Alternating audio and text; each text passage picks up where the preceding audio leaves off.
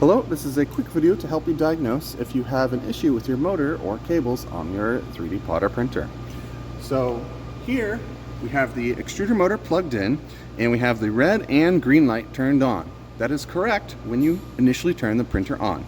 The red and green light being on means the motor is in standby mode and waiting to receive commands. Once I give it a command to move, such as the extrude button on the main interface, the red light shuts off and the green light stays on. And here you can see when I push the extrude button, the nut is turning counterclockwise. When I push the retract button, the nut turns clockwise. So we have a good working motor and a good working extruder cable. I'm going to turn the printer off briefly to unplug this.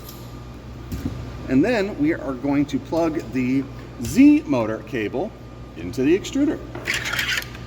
So this is testing if you have a bad extruder cable. So hypothetically speaking, let's say when we push the extrude button, nothing happened. If we plug the Z motor cable into the extruder motor and then we push home Z, that means the motor works, but something is wrong with the extruder cable. So we're going to unplug the Z motor here. And let's turn the printer back on. We should have a red and green light on the motor there, which we do. And we will reconnect to the printer's Wi-Fi.